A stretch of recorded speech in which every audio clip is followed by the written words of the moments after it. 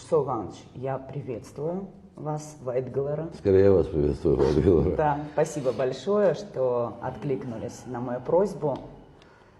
Ну, давайте сначала поговорим о ситуации.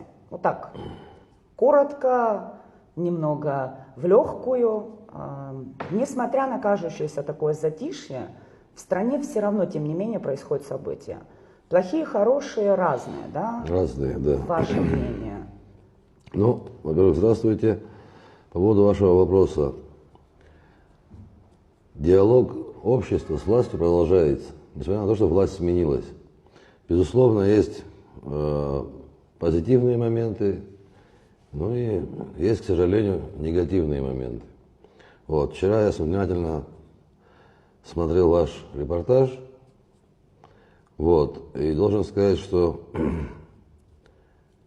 косвенных признаков, указывающих на то, что экс-власть занималась уговариванием стратегического союзника применить санкции в отношении граждан Абхазии, стало слишком много. Вот, давайте перечислим. Я бы хотел их перечислить. Вот помогите мне, пожалуйста, вспомнить, если что-то забуду. Вот, протокол Совета Безопасности, из которого следует, что мэр города Сухум Беслан Федорович Эшба говорил о том, что вот есть, клеймил, скажем так, оппозиционные силы страны в протурецком влиянии, в формировании антироссийских настроений и далее по списку. Вот, впоследствии всплыл копия письма, направленного министром иностранных дел в Российскую Федерацию. Но был еще протокол, в котором как бы проговаривались тоже просьбы о санкциях. Протокол заседания, да, который вообще неизвестно откуда взялся, и потом косвенно сам факт этого заседания подтвердил президент, бывший экс-президент страны. По большому счету, то, что происходит сегодня в обществе, те санкции, которые применяются в отношении граждан Республики Абхазия, перекликаются с той информацией, которую мы получаем в виде ксерокопий документов и прочего. В этом смысле никакого диссонанса нет, как говорится. Ситуация примерно такая, какой она могла бы быть, в случае, если все эти документы являлись бы подлинными. Вот. А так, диалог общества и власти продолжается. Когда в обществе значительная часть недовольна действиями власти, власть, если она умная власть, она пытается либо объяснить свою позицию, либо изменить свое отношение к тем или иным вопросам. Те санкции, которые пытаются применить, причем своих сил не хватает, понимаете, определенно своих сил не хватает. Если в действиях наших граждан наша власть усматривает состав преступлений, казалось бы, по логике, у нас есть все институты государственной власти. И все и силовые ведомства представлены, и следственные подразделения представлены. Привлечь человека к уголовной ответственности и призвать его публично к ответу за его действия. Все инструменты и механизмы у нашей власти есть, и у нашего государства есть. Понимаете? Но, видимо, не уверены в своих силах и не уверены в своей правоте. Именно поэтому приходится к соседу обращаться. Я считаю, что власть, если она мудрая, если она вменяемая власть, в первую очередь должна наладить отношения со своим обществом. Санкции направлены на то, чтобы запугать общество. Ну, скажу таким образом, какая-то часть испугается, а какая-то разозлится. И не надо быть историком или не надо быть там особо одаренным, спросить хотя бы у старших, какое количество нашего абхазского народа злилось, а какое пугалось за последние 100 лет. Вот, если лень спросить, я вам говорю, большее количество абхазов злилось, нежели пугалось. И последние события это показывают. Я уверен, что если власть не сможет найти общий язык с обществом, то эти события обязательно повторятся. У меня в этом нет никаких сомнений. Со значительной частью общества. Теперь вопрос, что считать значительным? Наверное, у каждого своя шкала значительности. Да? Я считаю, что 43% это значительно. Проголосовавших против. Давайте просматривать с этой позиции. Не с позиции проголосовавших за оппозицию, а проголосовавших против той команды, которая сегодня идет во власть. Понимаете? И здесь очень хорошие признаки, кстати, очень хорошие тенденции для власти. Это нужно понимать. Вы описали довольно, честно скажу, такую плачевную картинку, плачевную? в том смысле, что вот бездействие власти, вообще ничего, по сути. Что, на ваш взгляд, в такой ситуации должна делать власть? Давайте начнем с общества. Давайте. Потом уже подойдем к тихо-тихо действиям власти. Я считаю, что общество должно обратиться в органы прокуратуры с тем, чтобы органы прокуратуры провели проверку процессуальную на предмет состава признаков преступления, предусмотренного соответствующей статьей. У нас в Уголовном кодексе есть целая глава «Преступление против интересов государства».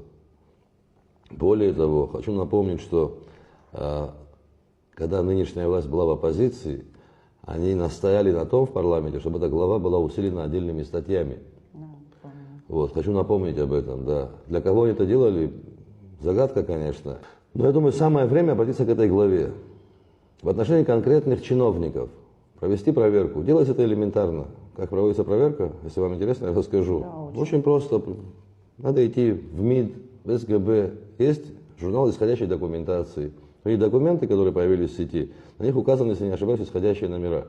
Проверить, какой документ под этим исходящим номером ушел. В конце концов, опросить бывших руководителей отдельных ведомств. Может, они скажут, да, это мы писали, наша позиция такая, готовы ее обосновать. Может такое тоже быть. Мы же не знаем. Если бы они готовы были обосновать, наверняка они бы не так шито-крыто это отправляли. Ну, для того, чтобы, понимаете, видимо, им того, что говорим мы, недостаточно. Видимо, может, уровень наш не устраивает. Понимаете, может, они считают, что мы не того уровня люди, с кем стоит общаться. А когда придет прокуратура, может, они там скажут, а вот здесь мы готовы обосновать свою позицию. Мы же не знаем, что будет. Для этого надо пойти и спросить, правильно? Исаил Иванович, но не могу не отметить, что уровень доверия к прокуратуре за последние годы, ну, если я скажу... Ну, вот шанс его восстановить. У прокуратуры. Уровень доверия, конечно. Вот уровень, понимаете, доверие органов государственной власти формируется подобным образом. Когда органы государственной власти действуют в интересах общества. Понимаете? Вот тогда общество ему начинает доверять. А когда общество не доверяет отдельным структурам, это звонок для руководителей страны. Вы понимаете, когда руководитель устраивает лично кого-то в руководстве страны, не устраивает общество, вот там уже формируется конфликт общества и власти, понимаете? И это в первую очередь должны понимать руководители нашей страны. И такого рода вопросы необходимо снимать, а не прятаться от решения этих проблем. Они сами по себе не рассосутся, они будут накапливаться. Вот сегодня не понравилось это, вчера не понравилось Вэлла, Че Гевара обществу. И вот так накапливается негатив. И когда негатив достигает определенной точки, народ берется за палку, скажем так. И приходит к стенам комплекса правительственных зданий. Да, а потом известные фотографии появляются. Вы много лет проработали в Генеральной прокуратуре, в руководстве Генеральной прокуратуры. Вот прямо если пошагово. Вот представитель общества. Я обратилась условно там, в Генеральную прокуратуру с просьбой... Не с просьбой, а с требованием. С требованием провести проверку. Да. Что делает прокуратура? Начинает проверку по логике вещей. Либо отвечает вам, почему она эту проверку проводить не будет. Понимаете как? Они должны обосновать свою позицию, почему они не будут проводить проверку.